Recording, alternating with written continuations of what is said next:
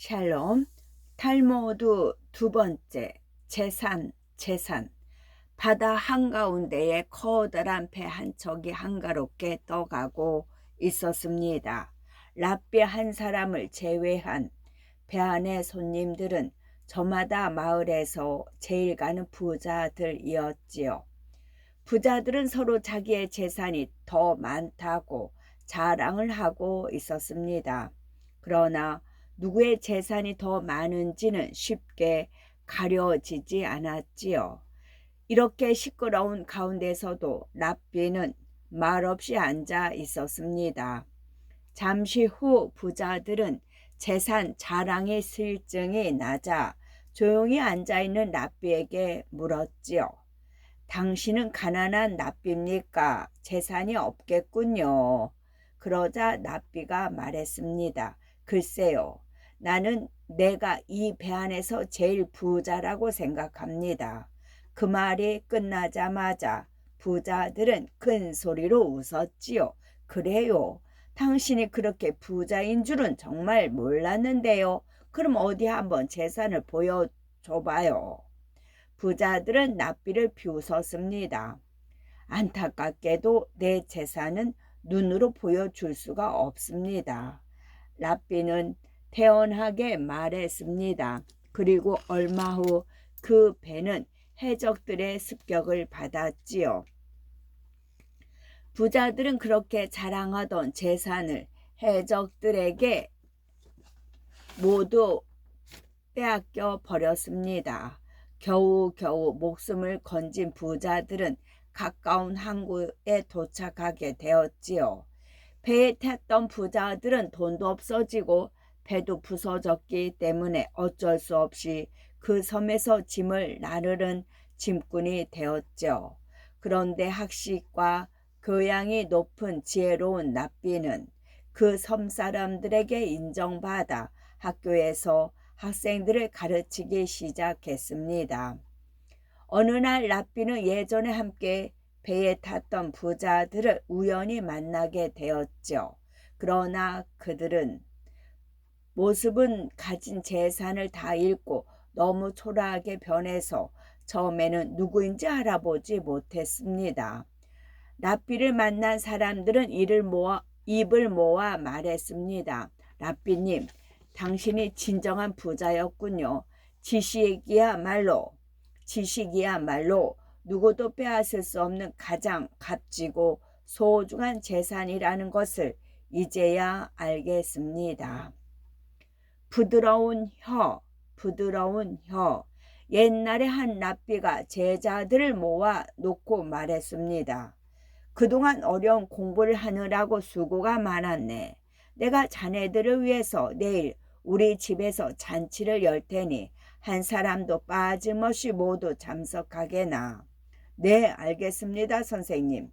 제자들은 잔치라는 말에 신이 났지요. 그러면서도 한편으로는 그동안 공부하는 것밖에 모르던 선생님이 웬일일까 궁금한 마음이 들었습니다.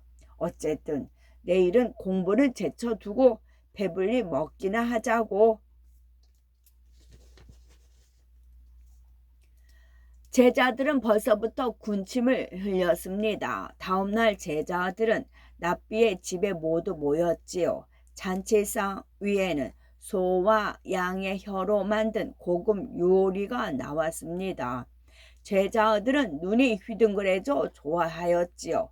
그 요리 중에는 딱딱한 혀와 부드러운 혀로 만들어진 것이 있었는데 제자들은 서로 앞다투어 부드러운 혀로 만든 요리만 먹었습니다.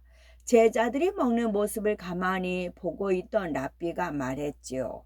자네들이 그렇게 부드러운 혀를 골라 먹는 걸 보니 역시 부드러운 혀로 만든 요리가 더 맛있나 보군. 사람도 이와 마찬가지라네. 딱딱한 혀를 가진 사람은 남을 화나게 하거나 싸움을 일으키게 되지. 자네들도 언제나 자신의 혀를 부드럽게 하도록 노력하게나. 내 말이 무슨 뜻인지 알겠나? 제자들은 랍비의 깊은 뜻을 알아차리고 고개를 끄덕였습니다. 천당과 지옥, 천당과 지옥. 옛날에 어떤 젊은이가 있었지요. 하루는 그 젊은이가 아버지에게 통통하게 살찐 닭을 한 마리 잡아 맛있게 요리를 해드렸어요. 아니, 이렇게 맛있는 닭이 어디서 난 거냐? 아버지는 궁금해서 젊은이에게 물었지요. 그런 것에는 신경 쓰지 마시고 많이 드시긴 하셔요. 젊은이의 퉁명스러운 대답에 아버지는 더 이상 아무것도 묻지 않았습니다. 아버지가 닭을 먹는 모습을 본 이웃 사람들은 젊은이를 효자라고 칭찬하였지요. 한편 이웃 마을에 방앗간을 하는 젊은이가 살고 있었습니다. 어느 날 그 젊은이는 물레 방앗간에서 방아를 찧고 있었지요. 그때 왕이 나라 안에 있는 방앗간 일꾼은 궁궐로 전부 모이라는 명령을 내렸습니다. 젊은이는 아버지를 자기 대신 방앗간에서 일하게 하고 자신은 궁궐로 갔지요. 사람들은 늙은 아버지에게 일을 시키고 궁궐로 간 젊은이를 불효자라고 흉을 봤습니다. 세월이 흘러 두 젊은이는 죽게 되었고 하나님 앞에서 재판을 받게 되었습니다. 과연 누가 천당에 가고 누가 지옥에 갔을까요? 하나님은 아버지에게 닭을 잡아들인 젊은이를 지옥에 보내고 아버지에게 방아를 찧게 했던 젊은이를 천당에 보냈습니다. 그 이유는 무엇일까요?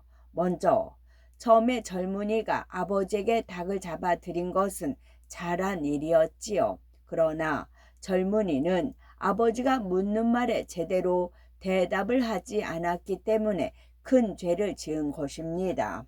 두 번째, 젊은이는 왕이 궁궐에 방아를 찧게 하려고 일꾼들을 부른다는 것을 알았지요. 그래서 늙으신 아버지가 음식도 제대로 먹지 못하면서 힘든 방아를 찧게 될 일을 염려해 자신이 대신 일을 하러 간 것입니다.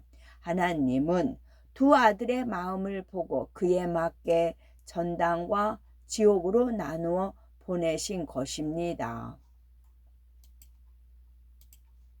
포도밭의 여우, 포도밭의 여우. 어느 뜨거운 여름날 여우 한 마리가 어슬렁거리며 포도밭 주위를 걸어가고 있었지요. 그곳에는 먹음직스러운 포도가 주렁주렁 매달려 있었습니다. 마침 목이 마르던 여우는 포도를 보며 침을 꿀꺽 삼켰지요. 이야, 그거 참 맛있게도 생겼네. 한번 먹어볼까? 여우는 포도를 따먹기 위해 울타리를 넘으려 했습니다. 그러나 울타리가 너무 높아서 넘을 수가 없었지요. 어떻게 할까? 고민하던 여우의 눈에 울타리 한쪽에 나 있는 조그만 구멍이 보였습니다. 옳지, 잘 됐다. 저 구멍으로 들어가면 되겠구나. 여우는 포도를 배불리 먹을 생각에 마음이 급해서 얼른 달려갔습니다. 그러나 그 구멍은 여우가 들어가기에는 너무 작았지요. 이를 어쩌지. 그래, 뱃살을 빼는 거야. 여우는 사흘 동안 아무것도 먹지 않고 쫄쫄 굶어서 배를 홀쭉하게 만들었지요. 날씬해진 여우는 구멍 안으로 쏙 들어갈 수가 있었습니다. 히히, 이제 포도를 마음껏 먹을 수 있겠구나. 아이고 좋아라. 여우는 잘 익은 포도를 허겁지겁 다 먹었지요. 정신없이 먹다 보니 어느새 여우의 배는 터질 것처럼 불룩해졌습니다. 이야, 잘 먹었다. 시원한 그늘에서 낮잠이나 자야지. 포도를 배불리 먹고 기분이 좋아진 여우는 콧노래를 부르면서 느긋하게 울타리 구멍 쪽으로 향했지요. 그러나 여우의 볼록해진 배가 구멍에 턱하니 걸려 나갈 수가 없었죠. 이리저리 애써봤지만 아무 소용이 없었습니다. 어쩔 수 없이 여우는 사흘을 굶어야 했지요. 다시 홀쭉해진 여우는 구멍으로 빠져나왔습니다. 포도밭에 들어갈 때나 나올 때나 배고픈 건 마찬가지구나. 아휴, 배고파라. 욕심을 부렸던 여우는 포도밭을 보며 아쉬운 군침을 흘렸지요. 세 명의 친구, 세 명의 친구. 옛날 어느 마을에 한 농부가 살고 있었습니다. 이 농부에게는 세 친구가 있었죠. 첫 번째 친구는 이 농부가 가장 사랑하고 소중하게 생각하는 친구였고, 두 번째 친구는 친하기는 했지만 첫 번째 친구만큼 사랑하지는 않는 사이였습니다. 세 번째 친구는 두 친구만큼 관심을 갖고 있지는 않고 그저 가끔 인사나 나누는 정도의 관계였지요. 그러던 어느 날 한 남자가 농부를 찾아왔습니다. 무슨 일로 오셨습니까? 내일 아침 해가 뜨는 대로 궁궐로 오라는 왕의 명령입니다. 농부는 토록 겁이 났습니다. 아니, 왕이 나를 왜 부르시는 겁니까? 가보면 알 수 있을 거요. 농부는 잘못한 일이 없었지만 왠지 걱정이 되어 잠을 이룰 수가 없었어요. 안 되겠어. 혼자서 도저히 무서워서 갈 수 없을 것 같아. 친구한테 같이 가자고 해야지. 농부는 제일 먼저 가장 친한 친구에게 갔지요. 그리고는 사정 얘기를 했습니다. 미안하지만 내일은 약속이 있어서 안 되겠네. 첫 번째 친구는 단번에 거절을 합니다. 농부는 조금 서운했지만 다시 두 번째 친구에게로 갔지요. 궁궐 문 앞에까지는 같이 가줄 수 있네. 하지만 그 이상은 어렵겠군. 두 번째 친구는 망설이면서 말했습니다. 친하다고 생각했던 두 친구 모두에게 거절을 당하자 농부는 크게 실망하였지요. 가장 친한 친구들도 이렇게 거절을 하는데 이 친구가 과연 가줄까? 농부는 혹시나 하는 마음으로 세 번째 친구를 찾아갔습니다. 당장 가세. 내가 알고 있는 자네는 나쁜 짓을 저지를 친구가 아니야. 왕이 뭔가 잘못 아신 걸 거야. 자네에게 아무런 잘못이 없다고 내가 말씀드리겠네. 농부는 감동했습니다. 정말 고맙네. 자네야말로 진정한 내 친구야. 농부는 너무나 기뻐서 친구를 와라 껴안았습니다. 첫 번째 친구는 재산 같은 사람입니다.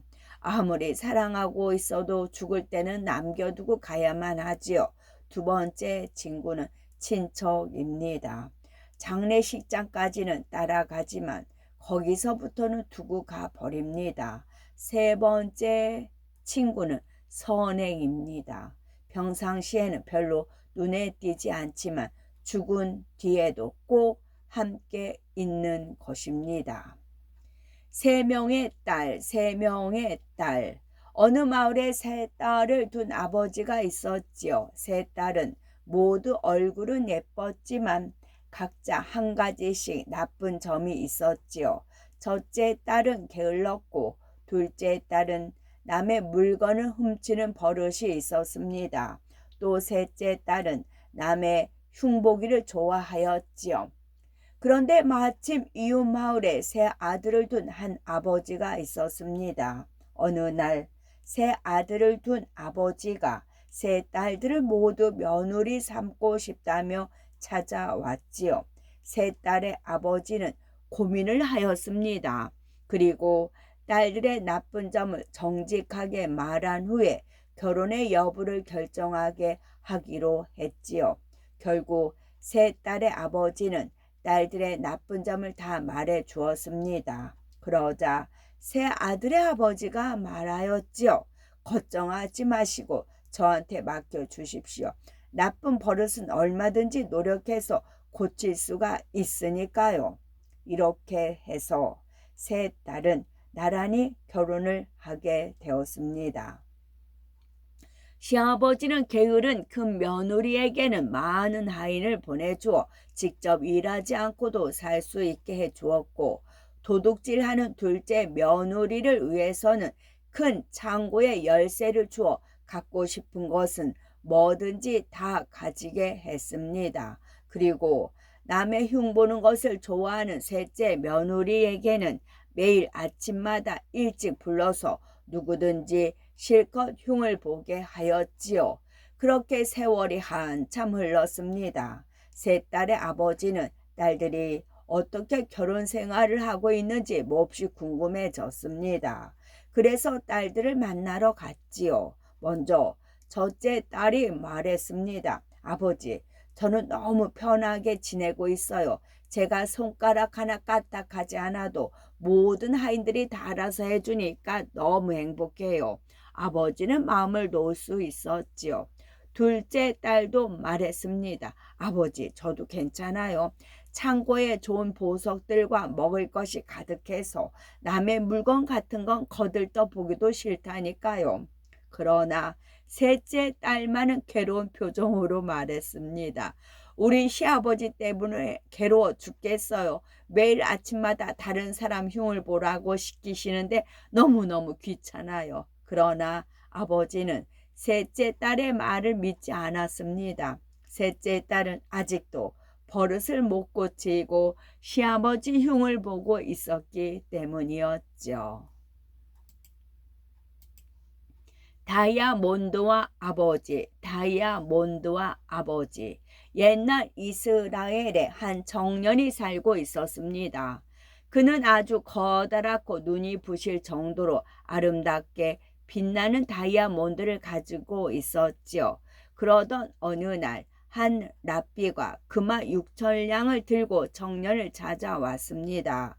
내가 예배당을 장식하는데 당신이 가진 다이아몬드를 쓰고 싶습니다. 여기 금화를 가져왔으니 다이아몬드를 내게 파십시오.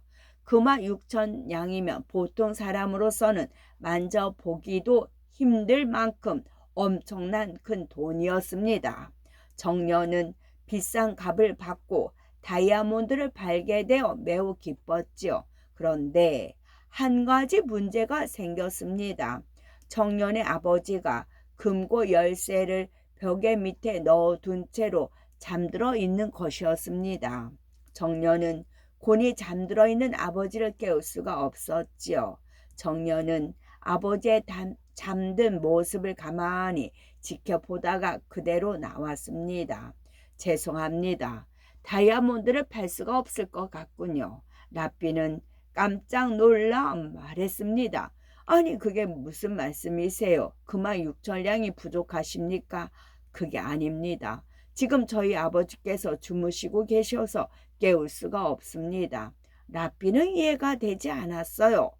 잠깐만 깨우면 되지 않습니까? 그러나 청년은 단호하게 말했습니다. 안 됩니다. 금화 6,000냥은 정말 큰 돈이지만 제게는 아버지가 더 소중합니다. 랍비는 아무 말도 못하고 그 집을 나왔습니다. 벌거벗은 왕, 벌거벗은 왕.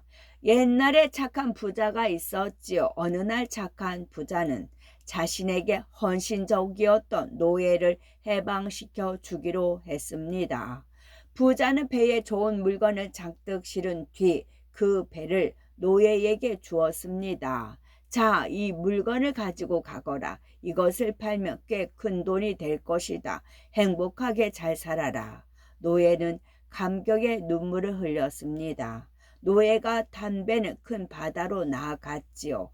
그런데 갑자기 휘몰아친 폭풍으로 배는 물속으로 가라앉고 말았습니다. 노예는 겨우겨우 근처의 섬으로 헤엄쳐 목숨을 구했지요. 그러나 부자가 준 물건들은 모두 바닷물에 떠내려가 버리고 말았습니다. 노예는 너무나 슬펐지요. 오랜 노예 생활 끝에 겨우 얻게 된 재산이었는데 모두 잃고 말았던 것입니다. 노예는 섬 안으로 들어가 보았지요. 그곳에는 뜻밖에도 커다란 도시가 세워져 있었습니다.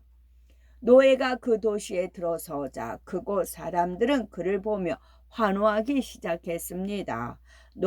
노예의 옷은 갈기갈기 찢겨져 거의 벌거벗은 것이나 다름없는 모습이었는데도 말이죠. 만세, 새로운 왕 만세. 사람들은 이렇게 외치며 그 노예를 왕으로 떠받들었습니다. 노예는 얼떨결에 그 나라의 왕이 되어 의리의리한 궁궐에 살게 되었지요. 하지만 그 생활이 그리 행복하지만은 않았습니다. 자신에게 처한 상황이 믿기질 않았던 것이지요. 왕이 된 노예는 그곳의 한 사내에게 물었습니다. 도대체 어떻게 된 일입니까? 왜 갑자기 나를 왕의 자리에 앉힌 것입니까? 우리들은 살아있는 인간이 아니고 영혼입니다. 우리는 살아있는 인간이 이 섬에 와서 1년간만 우리의 왕이 되어 주기를 바라고 있었습니다. 그러다 당신이 우연히 이곳에 오게 된 것이죠. 그러나 잊지 마십시오. 1년이 지나면 당신은 여기서 쫓겨나서 생물도 먹을 것도 없는 섬으로 혼자 보내지게 될 것입니다. 노예는 그제서야 모든 것을 깨닫게 되었지요. 그렇군요. 정말 감사합니다. 이제부터라도 1년 후를 위해 준비를 해야겠군요.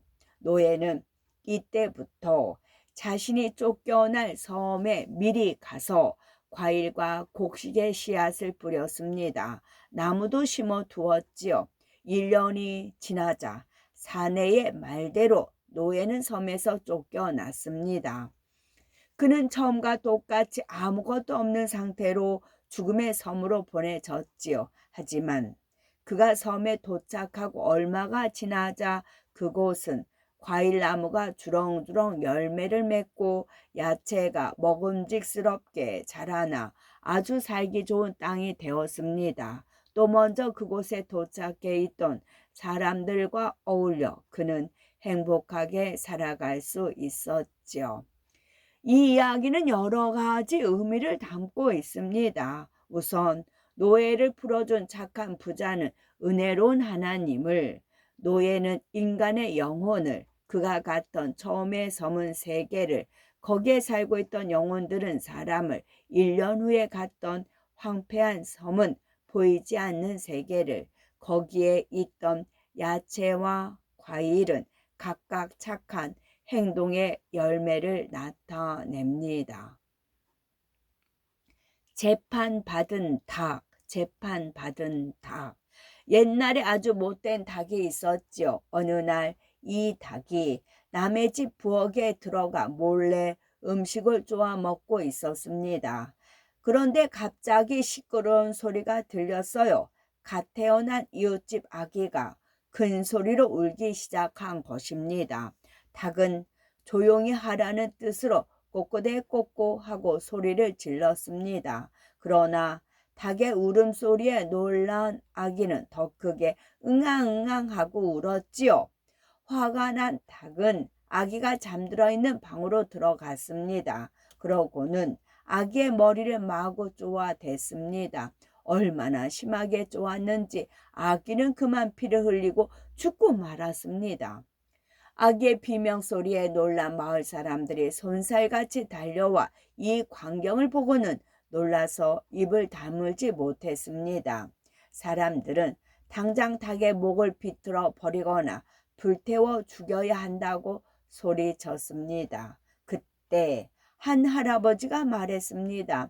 아무리 말 못하는 짐승이라도 무엇을 잘못했는지는 가려야 하는 법이네. 사람들은 얼른 닭을 꽁꽁 묶어서 재판관에게 데려갔습니다. 재판관은 닭을 보면서 사람들에게 물었습니다. 이 닭이 평소에 좋은 일을 한 적은 없습니까? 없습니다. 그렇다면 아침마다 울지도 않고 달걀을 낳지도 않았단 말입니까? 네. 재판관은 마지막으로 정말 닭이 아기를 죽였는지 다시 한번 확인하고 닭에게 사형을 내렸습니다. 마을 사람들은 이 일을 통해 중요한 사실을 깨달았습니다. 아무리 하찮은 짐승이라도 벌을 내릴 때는 억울한 일이 없도록 잘 처리해야 한다는 것을 말입니다. 자루. 쇠가 처음 만들어졌을 때 세상의 모든 나무들은 두려움에 벌벌 떨었지요. 이제 우리들은 모두 쇠에게 베어지게 될 거야. 그 모습을 본 하나님이 나무들에게 말했습니다. 아무 염려하지 마라. 너희들이 도끼 자루를 제공하지 않는 한 쇠는 너희들을 다치게 할 수 없을 것이다.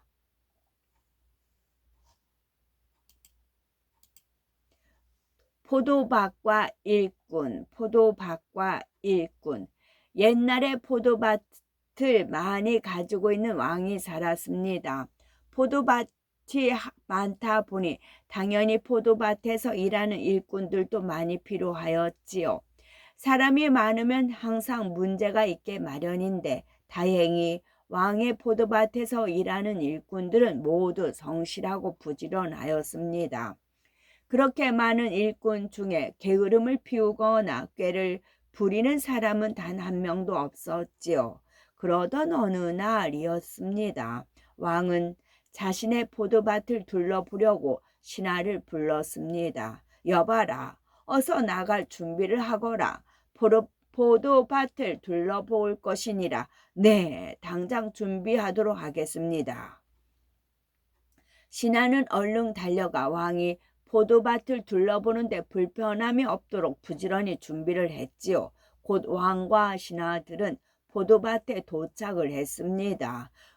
역시 아름답구나. 주렁주렁 달린 이 열매들을 좀 보거라. 얼마나 탐스러운지. 왕은 마치 포도밭을 처음 본 사람처럼 감탄을 그치지 않았습니다. 그런데 포도밭을 흐뭇하게 둘러보던 왕의 눈이 갑자기 포도밭 한 곳에 멈추었습니다. 그곳에서는 한 일꾼이 열심히 일을 하고 있었지요. 손놀림이 어찌나 빠르고 야무진지 보는 사람들의 넋을 다 빼놓을 정도였습니다. 여봐라, 저기 있는 저 일꾼을 데려오도록 하라. 왕은 신하들에게 명령을 내렸습니다. 그 일꾼은 곧 왕 앞에 불려 나왔지요. 그대는 참으로 일하는 솜씨가 좋구나. 무슨 비결이라도 있느냐? 왕이 일꾼에게 다정하게 물었습니다. 아닙니다. 저는 그저 이 포도밭이 제 포도밭이라고 생각하고 포도 한 송이 한 송이에 사랑을 가지고 일할 뿐입니다. 사람이든 식물이든 모두 사랑을 받아야 잘 자라니까 말입니다. 그 일꾼은 겸손하게 대답했습니다. 일꾼의 대답을 들은 왕은 더욱 흐뭇해졌습니다. 네, 오늘은 그대와 함께 이 포도밭을 둘러보고 싶은데 내게 안내를 좀 해주겠나? 일꾼은 너무나 황송해서 공손히 머리를 숙여 절을 했습니다. 그런 후에 왕을 모시고 다니며 포도밭 구석구석을 친절하게 안내해 주었지요. 어느덧 날이 저물고 있었습니다. 하루의 일을 모두 마친 일꾼들은 그날의 품삯을 받으려고 길게 줄을 서 있었지요. 모두들 공평하게 품삯을 받았습니다. 그런데 일 잘하는 일꾼이 품삯을 받고 막 돌아설 때였습니다. 다른 일꾼 한 명이 화난 목소리로 왕에게 이렇게 소리를 쳤습니다. 전하, 저 사람은 오늘 2시간밖에 일하지 않았습니다. 나머지 시간은 전하와 함께 보내지 않았습니까? 그런데 어떻게 저희와 똑같은 품삯을 받을 수가 있습니까? 이건 너무 불공평한 일입니다. 그러나 왕은 고개를 저으며 이렇게 대답을 하였지요. 그건 그렇지 않다. 잘 보아라. 너희가 하루 종일 한 일을 이 사람은 단 2시간 만에 다 해치웠지 않았느냐? 일을 1시간이 중요한 게 아니라 얼마나 많은 일을 했는지가 중요한 것이다. 화가 났던 그 일꾼은 왕의 말을 듣고는 부끄러워 고개를 들지 못했습니다. 끝.